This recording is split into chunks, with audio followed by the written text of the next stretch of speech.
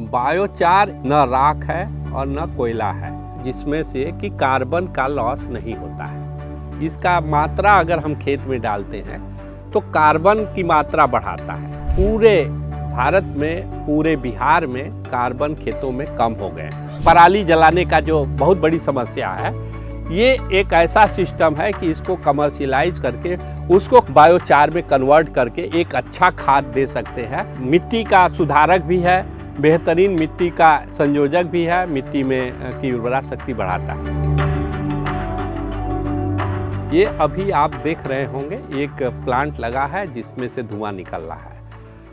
एक biochar system है जो आप समझेंगे कि जितने भी हमारे अवशेष निकलते हैं, चाहे मक्का के हों, चाहे ईख के हों, चाहे पेड़ पौधे के जो प्रूनिंग मटेरियल हैं, चाहे धान का पुआल हो, इस सब का को हम इसको इस बायोचार में कन्वर्ट करके इसकी एक अच्छी खाद बना के हम इसको अगर खेत में डालते हैं तो न सिर्फ खेत की पैदावार बढ़ती है बल्कि ज़मीन की उर्वरा शक्ति भी बढ़ती है।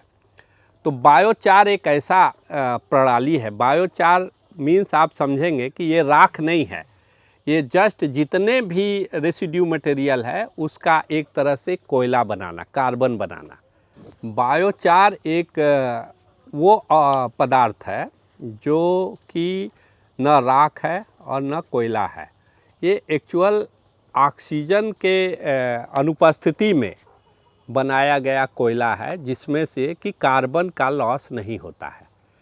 तो कार्बन का लॉस नहीं होता है, इससे फ़ायदा क्या है कि इससे जो आप देख रहे होंगे सफ़ेद धुआं जो निकल रहा है, ये मॉइस्चर का निकल रहा है, इसकी नमी को जला रहा है। अभी ऑक्सीजन है उसमें, मगर जब ये पूरा आग लग जाएगा तो इसको बंद कर देंगे। जब काला इसमें से निकलने लगेगा तो बंद करने पर क्या होता है, इन अब्सेंस ऑफ ऑक्सीजन ये कोल के रूप में कन्वर्ट होता है। तो जितने स्टबल्स हैं उसके कोल। इसका फ़ायदा क्या है कि ये सीधे इसका मात्रा अगर हम खेत में डालते हैं तो कार्बन की मात्रा बढ़ाता है। और कार्बन आज हमारे पूरे भारत में, पूरे बिहार में कार्बन खेतों में कम हो गए हैं, जो कार्बन को बढ़ाना है। दूसरा चीज़, कार्बन की उपस्थिति में जो पोषक तत्व और होते हैं जो हम आर्टिफिशियल रूप से डालते हैं, वो भी अब्जॉर्प्शंस, उनका रिलीज, उनकी एफिशिएंसी भी बढ़ जाती है। आप देखेंगे, आप एक एग्जाम्पल अगर मैं बता दूं, जब हम लोग पहले थे, रासायनिक खेती का उपयोग जब कम होता था, रासायनिक केमिकल का, तो आप देखेंगे कि जब स्टार्ट हुआ तो थोड़ा सा यूरिया डालने पर पूरा दूसरे तीसरे दिन ग्रीन हो जाता था, मगर आज बोरी का बोरी डालने के बाद भी नहीं होता है। उसका मेन जो कारण है, ज़मीन में कार्बन की मात्रा की कमी। कार्बन जैसे ही कम होता है तो बायोटा, जो ज़मीन के जो कीट पतंगे हैं वो भी कम हो जाते हैं, जो माइक्रोब्स हैं वो भी कम हो जाते हैं, और मिट्टी की जो पानी रोकने की क्षमता, पोषक तत्व रोकने की क्षमता, वो भी कमी आ जाता है।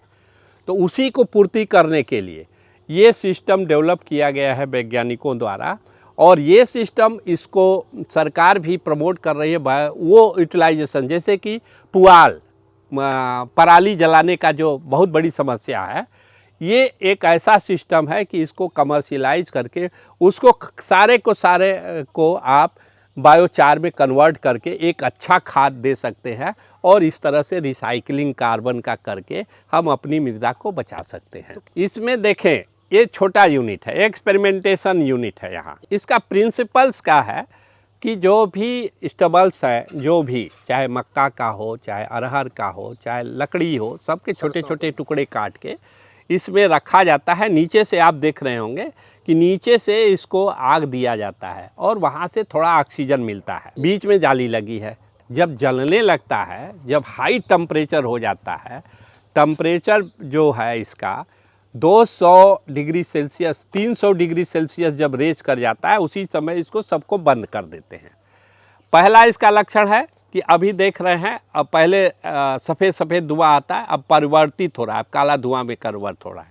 तो जैसे ही एक कंप्लीट काला धुआं आने लगेगा, वाइटिस ख़त्म होगा, तो ऐसे ही इसको पूरा ढक्कन बंद कर देंगे। तो उस समय ऑक्सीजन मिलना बंद हो जाएगा और टेम्परेचर रेज रहता है, तो टोटल का टोटल जो बायोमास है वो कार्बन में परिवर्तित हो जाता है। ये पराली है, ये बायोचार है, और वो देखें वो राख है। वो राख है मतलब उसमें कोई कार्बन की मात्रा, कोई पोषक तत्व की मात्रा उसमें बची नहीं रहती है, सिर्फ मिनरल्स बचे रहते हैं जो सूक्ष्म पोषक तत्व के रूप में जो जलने के बाद राख में आता है, पोटेशियम वो बचे, मगर इसमें सारे चीज़, इसमें कार्बन भी बचे रहे। तो इसको आप इसमें कन्वर्ट करते हैं जो कि एक बेहतरीन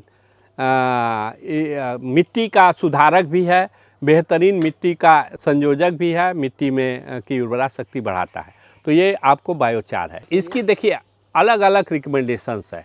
ये तो ऐसा चीज़ है कि इसको अगर आप 10 टन भी डालें तो भी कम है, और मिनिमम आजकल हम लोग ये करते हैं कि एक खेत में 1 टन एटलीस्ट तो यूज होना ही चाहिए 1 हेक्टेयर में। तो ये एज ए खाद के रूप में, मगर अगर इसको ज़्यादा से ज़्यादा अगर खेत में डालते हैं तो खेत की उर्वरा शक्ति तेज़ी से बढ़ती है।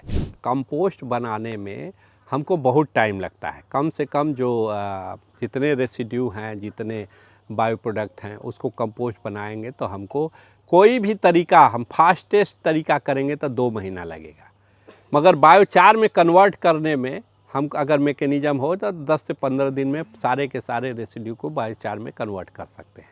पहला तो बेनिफिट इसका एक है। दूसरा चीज़ है जब कंपोस्ट में कन्वर्ट, इसमें देखिए कार्बन मिलता है जो कार्बन बेसिक है, कंपोस्ट में भी कार्बन मिलता है, और कंपोस्ट एक दूसरा अवयव हो गया, उसमें भी सारे पोषक तत्व मिलते हैं, उसमें भी ऑर्गेनिज्म की वृद्धि होती है, मगर इसका उसका ये विकल्प है कि ये सीधे कार्बन की मात्रा को बढ़ाता है खेत में। और दूसरा चीज़ ये है कि जैसे हम ऐश बना दिए तो जो कार्बन डाइऑक्साइड ऊपर निकल गया, इसमें कार्बन डाइऑक्साइड ऊपर नहीं निकलता है। जैसे ही कार्बन डाइऑक्साइड निकलने लगेगा इसको हम बंद कर देंगे, तो इसमें अभी जो फ्यूम्स ये निकल रहे हैं तो मॉइस्चर निकल रहे हैं, हल्का फुल्का कार्बन, तो हमारा जो जलवायु का परिवर्तन वाला जो बात करते हैं कार्बन की मात्रा बढ़ाने का, उस कार्बन को हम कन्वर्ट कर देते हैं, खेत में ले जाते हैं, इसको कार्बन में इसको बाइंड अप कर लेते हैं। ये सीधे कार्बन है, टोटल इसका सारा कार्बन ये में कन्वर्ट कर दिए। अब ये बाइंड अप एक खेत में चला गया तो जो हमको प्रकृति को नुकसान कर रहा है वो खेत में हमको फ़ायदा कर रहा है, सीधे रिवर्स। अगर ज़्यादा कमर्शियल बनाना है तो बड़े उपकरण भी इसके उपलब्ध हैं मार्केट पे, और उसके डिज़ाइन भी उपलब्ध है।